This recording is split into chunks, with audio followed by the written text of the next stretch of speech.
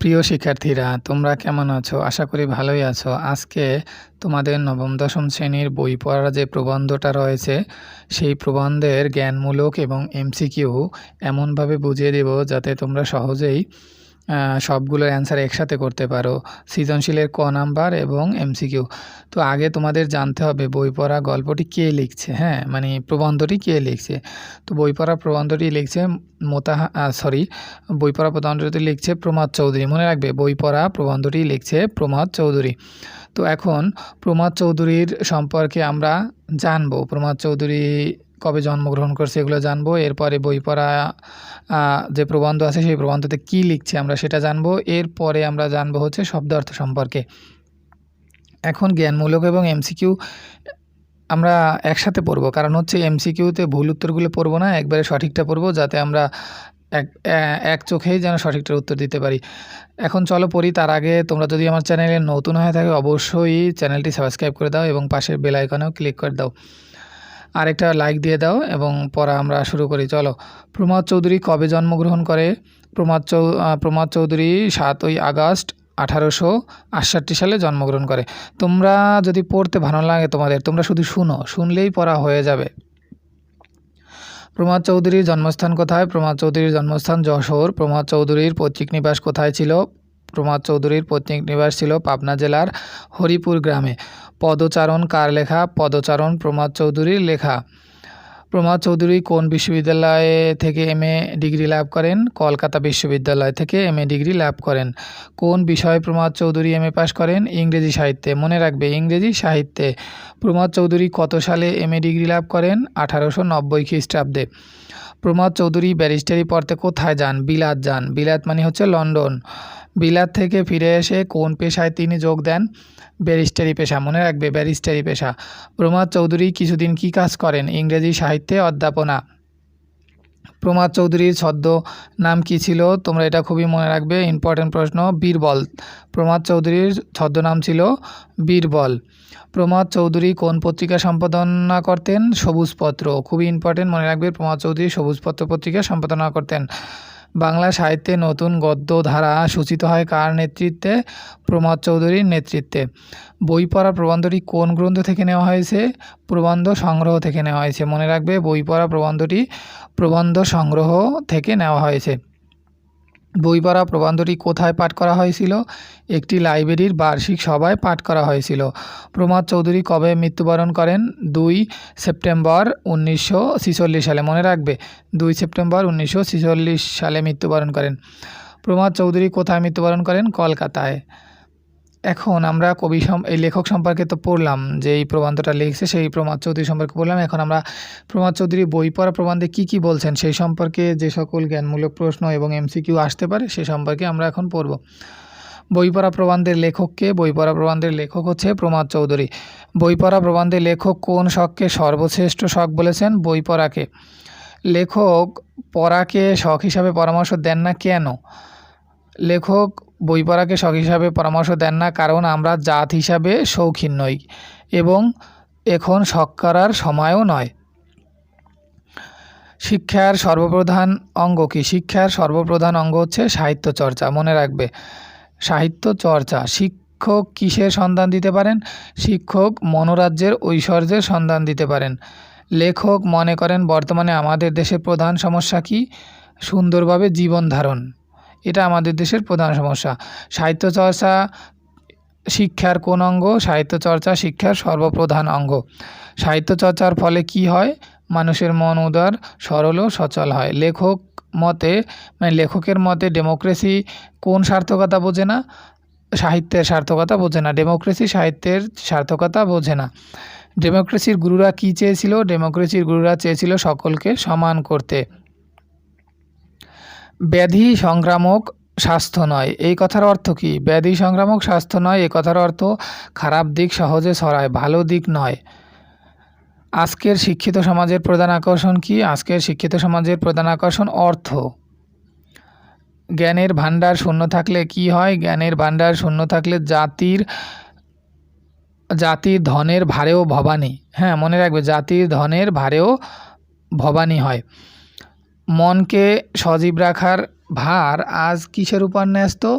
মনকে সজীব রাখার ভার আজ সাহিত্যের উপর ন্যস্ত।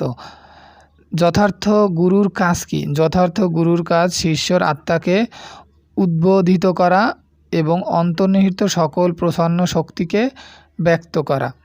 সাহিত্যের পূর্ণরূপ কোথায় পাওয়া যায়? সাহিত্যে পাওয়া যায়। সাহিত্যের পূর্ণরূপ সাহিত্যেই পাওয়া যায়। সাহিত্য চর্চার জন্য কি দরকার? সাহিত্য চর্চার জন্য লাইব্রেরি দরকার। পেশাদারদের মহাভ্রান্তি কি? পেশাদারদের মহাভ্রান্তি যে কথা জজে শোনে না তার যে কোনো মূল্য নেই, এটাই হচ্ছে পেশাদারদের মহাভ্রান্তি।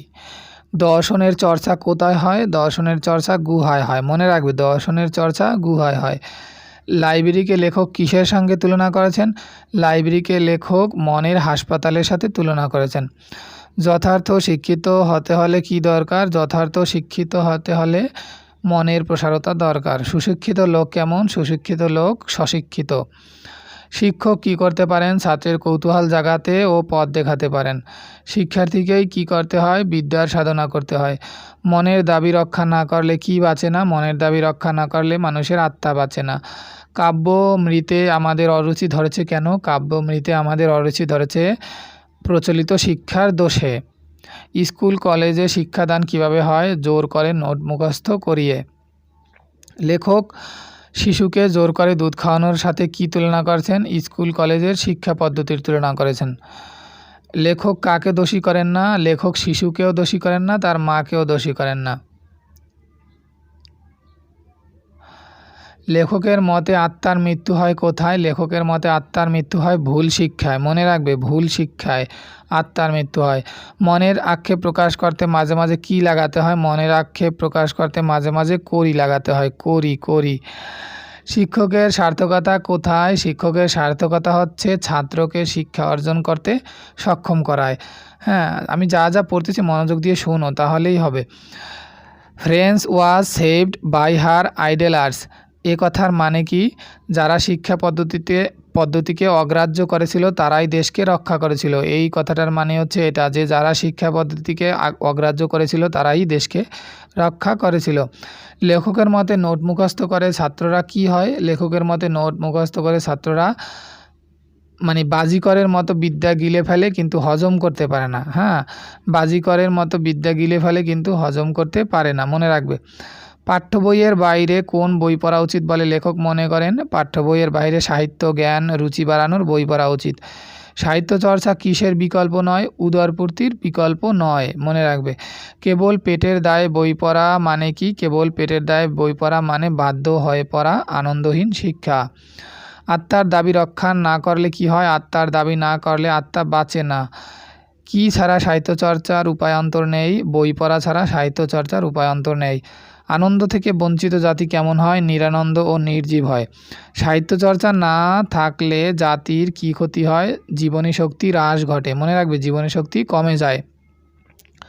লেখকের মতে কাব্যমৃতে আমাদের অরুচি কেন? কারণ আমাদের শিক্ষা পদ্ধতি ভ্রান্ত। জাতীয় আত্মরক্ষার জন্য লেখক কি প্রস্তাব করেন? জাতীয় আত্মরক্ষার জন্য লেখক বর্তমান শিক্ষার উল্টো টান দিতে হবে। লেখকের মতে লোকমুখে কি মানে কিন্তু কাজে মানে না। বই পড়া ভালো, হ্যাঁ, লোকমুখে মানে কিন্তু কাজে মানে না। কেতাবি বলতে কি বোঝায়? যারা বই পড়ে বা ধর্মীয় কেতাব অনুসরণ করে তাদেরকে কেতাবি বলে। সাহিত্য চর্চা দেশে কি অবস্থায় আছে? প্রায় নেই বললেই চলে। বাধ্য হয়ে পড়ার ফল কি? বাধ্য হয়ে পড়ার ফল আনন্দহীনতা, মন সন্তুষ্টির অভাব। মনকে জাগ্রত না রাখলে জাতির কি ক্ষতি হয়? জাতির প্রাণ যথার্থ স্ফূর্তি লাভ করে না। আনন্দের স্পর্শে কি ঘটে? আনন্দের স্পর্শে মন সতেজ ও সরাগ হয়। সাহিত্য চর্চার আনন্দ কিসের সাথে সম্পর্কিত? জাতির জীবনশক্তির সাথে সম্পর্কিত। লেখক সাহিত্য চর্চার পক্ষে কেন এত কথা বলেন? জাতীয় আত্মরক্ষার জন্য। সাহিত্য চর্চার আনন্দ থেকে বঞ্চিত হওয়ার অর্থ কী? সাহিত্য চর্চার আনন্দ থেকে বঞ্চিত হওয়ার অর্থ হলো জাতির জীবনশক্তি হ্রাস করা। শিক্ষা অর্জনে উত্তর সাধক মাত্রকে? শিক্ষা অর্জনে উত্তর সাধক মাত্র গুরু। মনে রাখবে, গুরু হচ্ছে শিক্ষা অর্জনের উত্তর সাধক মাত্র। বিজ্ঞানের চর্চা কোথায় হয়? বিজ্ঞানের চর্চা হয় জাদুঘরে। দেখো, আমরা এখানে অনেকগুলো বই পড়া গল্পের জ্ঞানমূলক প্রশ্ন পড়ছি, এর বাহিরে বেশি কিছুই আসে না। এগুলো মনে রাখবে, তাহলেই হবে। এখন এইতেই তোমরা এমসিকিউ পারবে। এখন আমরা শব্দ অর্থ সম্পর্কে পড়ব। এখান থেকে এমসিকিউ প্লাস জ্ঞানমূলক প্রশ্ন আসে। কেতাবি শব্দের অর্থ কী? কেতাবি শব্দের অর্থ যারা কেতাব অনুসরণ করে চলে। শৌখিন শব্দের অর্থ কী? শৌখিন শব্দের অর্থ রুচিবান। উদ্দাহু শব্দের অর্থ কী? উদ্দাহু শব্দের অর্থ ঊর্ধ্ববাহু বা আহ্লাদে হাত উঠানো, মনে রাখবে। ডেমোক্রেসি শব্দের অর্থ কী? ডেমোক্রেসি শব্দের অর্থ হচ্ছে গণতন্ত্র। সন্দিহান শব্দের অর্থ কী? সন্দিহান শব্দের অর্থ সন্দেহযুক্ত।